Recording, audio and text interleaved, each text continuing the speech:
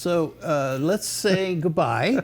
But before we go... Sam's bored himself already. We're bored. So bored. I'm bored myself.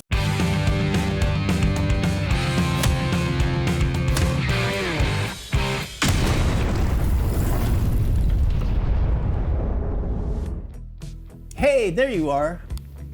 I see you. See you right there. This is Scott, and I'm Sam. Hi. We are Hollywood Producers React. Hey. And today we're going to continue our journey through the chapters of Ren on version 3 now, or Yep. episode 3. Chapter 3, yep. Yeah, that thing. And then we'll just continue. We want to do the whole series in a row, kind of. Yeah. Chapter 3 is, we don't know what to expect, but it's been a real roller coaster ride so far. But before we get going, just remember that we need your help to keep doing more Ren stuff. So please subscribe, like, share, comment. You know the drill. It's the same thing all the time. What do you got there, Scott? I know you said it all. I know. Anyway. What did you think about the first 2 chapters so far? Devastating. Devastating. They were, I just can't believe what he's gone through already in this first part of his life. Yeah. I mean, he's lost 3 friends. 3 friends. I couldn't deal with 1 friend being lost. Yeah. So. And going through what he's going through. And on top of that, his illness. Yeah. This guy is special. He's special. He really is. He's a special soul. All right. Well, let's just get into it. This is chapter 3. Hit it. My therapist was scowling at my weekly anxiety and depression scores like a detective trying to crack a particularly stubborn case. There were no signs of improvement, and the scores followed no real measurable pattern that were consistent with bipolar. After nearly 2 years of talk therapy and taking enough medications to fill a pharmacy, he sat down with me and he dropped the bombshell that he didn't think that I had bipolar. In fact, he said that he didn't think that I had depression at all. And it was a very odd thing to be stripped of an identity in an instant. Wow. The reality was that a 20-minute in and out consultation 2 years ago led to 2 years of swallowing pills that I never needed and devoting so much of my time to managing the condition that I never actually had. The emotions inside me swirled around like a mismatched soup. On one hand, I was full of anger and I was bitter about the whole situation. But I was also hopeful that this new path could offer me the relief that I desperately needed. He told me he was going to refer me to an ME clinic in Bath. I'd never heard of it before, but instinctively true to character, I started researching it online as soon as I got home. Apparently, ME is the medical equivalent of a choose-your-own-adventure book, with tiredness as the only consistent plotline. There were no universally accepted reasons as to why the fuck it existed in the first place. It seemed it was largely accepted to be a post-viral condition, but that was all speculative because there were no clear consensus in the medical community what ME even was. The defining characteristic was a tiredness that wouldn't go away with rest. I could relate to this. In fact, I could more than relate to it. 8 years, and it only was getting worse. I pinned a lot of hope on going to that first visit at the ME clinic. It was a 6-month waiting list, God bless NHS wait times, but I felt excited to be surrounded by people who would understand me, where I could climb out of this nightmare, but my hopes were pretty quickly crushed during that first visit. Dr. Evil. I remember walking into a space that looked like a disused classroom where a bunch of people on chairs were sitting around in circles like Alcoholics Anonymous. I could feel a sense of camaraderie in that we all felt like dog shit. We were all confused and we were all desperately wanting to feel better. I believe at the time I was probably the youngest in the group. The group leader waddled in and handed us all a booklet that looked like a school timetable. She then sat us down and told about this new revolutionary technique called pacing, where you write down and track everything that you do in a day, and then you do it less. And then with time, do it more again. The theory being that you have a limited bucket of energy compared to normal people, and you need to protect that and gradually push it. I thought this sounded pretty stupid, so I raised my hand. I told her about the pain in my body. I told her that my muscles twitched constantly. I told her that my bones ached. I told her that my mouth was dry. I couldn't focus, that some days they'd be without mercy and I'd be trapped in bed for the whole day. But the days that I wasn't, I wanted to make the most of it. I wanted to breathe the air and I wanted to live. She told me she understood it's hard, but she didn't really offer more than that. She just pointed at the booklet and told me to follow it.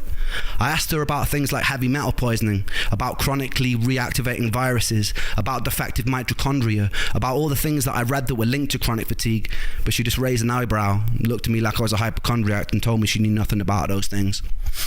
I remember walking out of the building feeling disheartened and defeated, so much so that my legs buckled as I was walking home. I began to sob uncontrollably on the side of the road. An old woman knelt down to comfort me and asked me what was wrong. I didn't even really know how to explain, so I just told her that I missed my friend. Despite my skepticism, I stuck to the program for at least half a year, and I kept going for my periodic visits to the clinic, and it did jack shit. In fact, I got worse. I was always getting worse. One thing that particularly struck me about the ME support groups was the pure desperation and confusion. With most other conditions, you're given a diagnosis, a prognosis of whether it's going to kill you, and what you can do to manage it or cure it. With ME, you don't get that. You get an indeterminately long sentence to purgatory.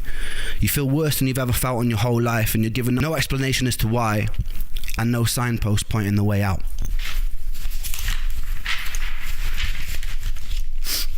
There was no selection bias to the people suffering. Members of the group were anything from esteemed ex-lawyers to single parents to former athletes. One thing I can say, these people were for the most part all extremely driven and collectively mourning their old lives.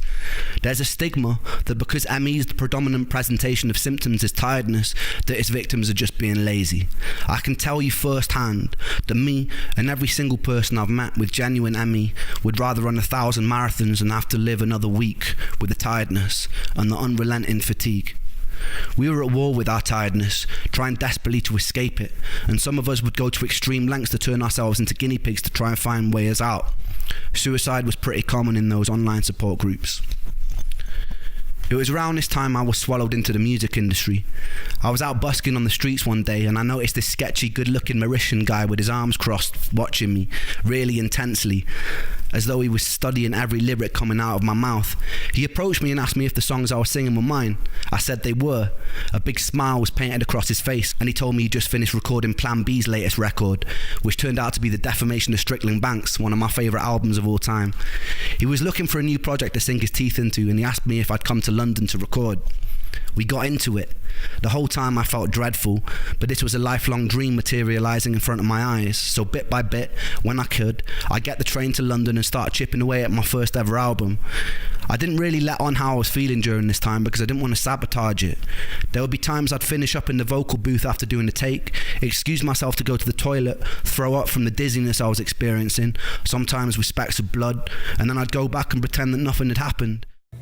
So let's pause real quick. A couple of things I want to go over is I feel it's really, I can understand why he's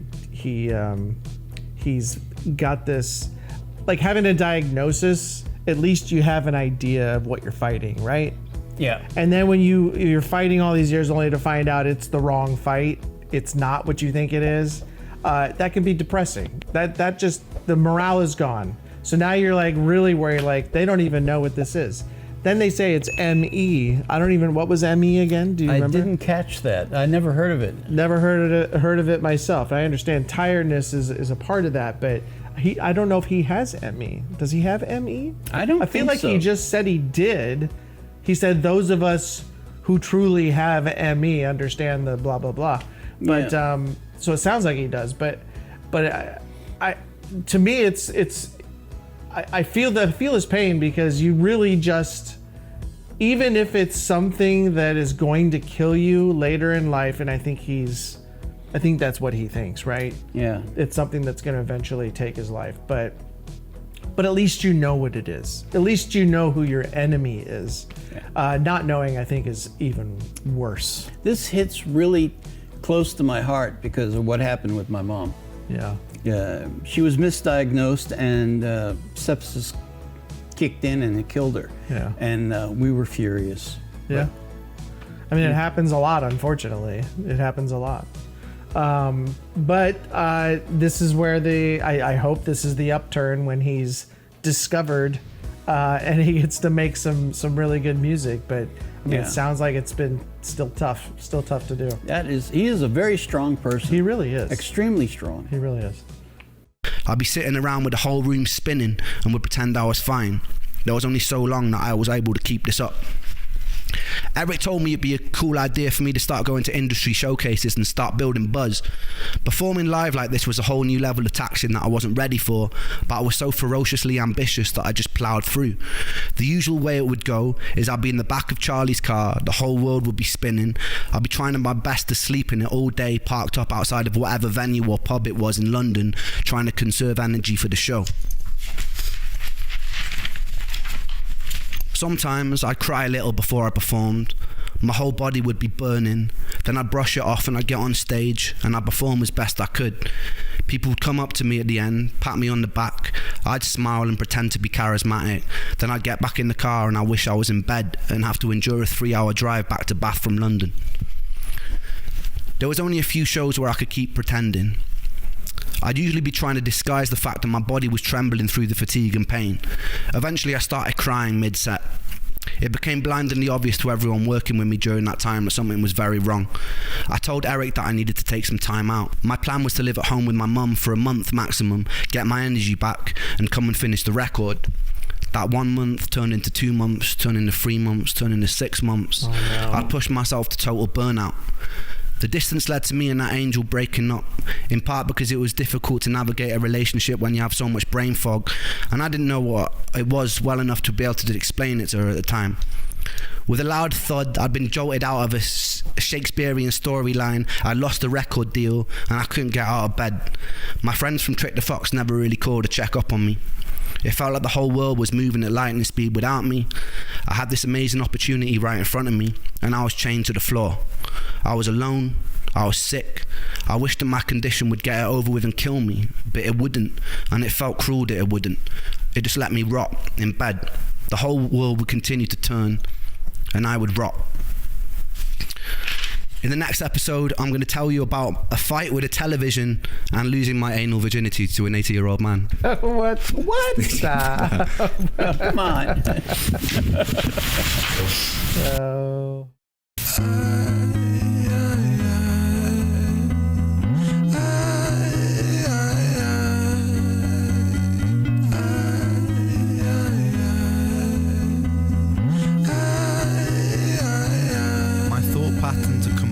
by a time bomb for an author, like pigs to the slaughter.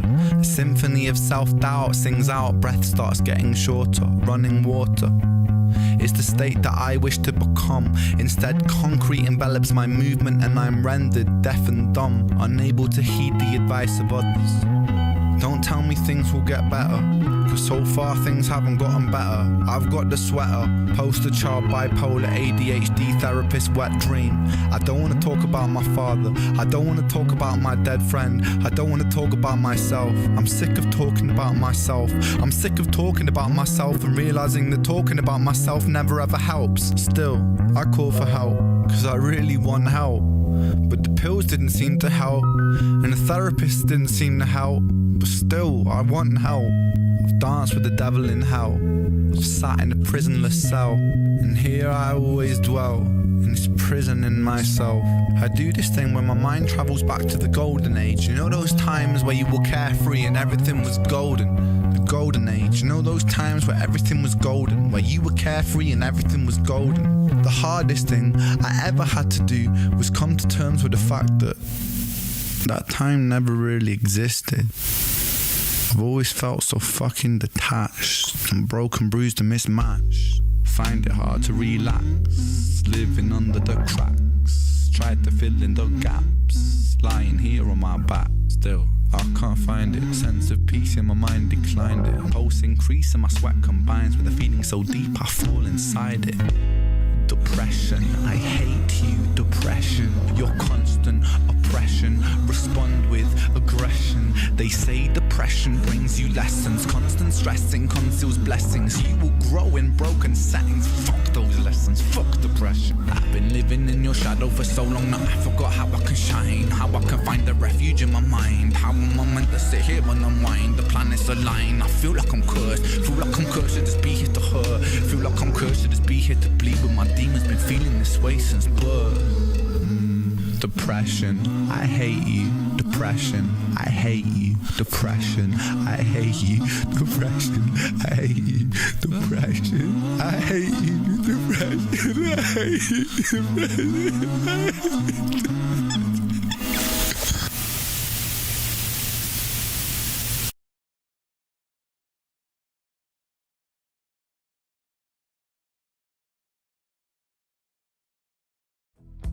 What do you think? Go ahead. Go for it. All right.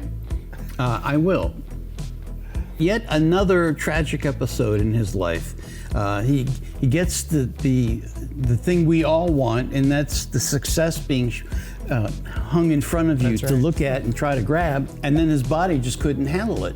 Yeah. And that was really sad and really hurtful because I'm grooving with what he's been through. Yeah. I really feel for him. It is. It's the Hollywood story that didn't pan out. Is essentially what it was. It's sad to see that happen, but I think just this kind of certainly not a good chapter. I mean, lost his girlfriend, lost the chance to be a star, a musician that he's always wanted to be. His bandmates from Trick the Fox didn't even check in on him. I was surprised about that. I'm a little surprised as well. That stinks. But yeah, everything was just falling apart, and he still didn't know how to explain his illness. He didn't know how to come to terms with it. Or even what it was. What it was. Yeah. Yeah. So yeah, he's in a really bad place in this chapter. And I think just from hearing that last song there that he did, music, I think he's at his best when he is talking about like embracing what is happening with him. When he Right. embraces the moment and what's happening, I feel all of it. I mean, he is like, he's good when he was with Trick the Fox, but that was just, it's just music I've heard before.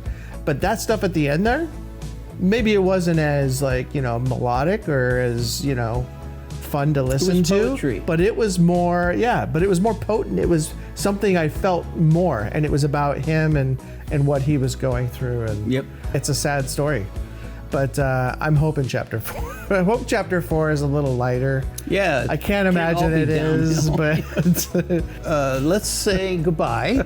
But before we go, Sam's bored himself already. We're so bored. I'm bored myself. Please like, subscribe, share, comment. We need your help if we can keep going with doing Ren stuff. Renegades, we need your help. Yeah. Thank you. We'll see you for chapter 4. And Say let goodbye, us Scott. let us know if we missed anything or if there's anything that stood out that we should talk about before the next one. All right. Say goodbye, Scott. All right, goodbye, Scott.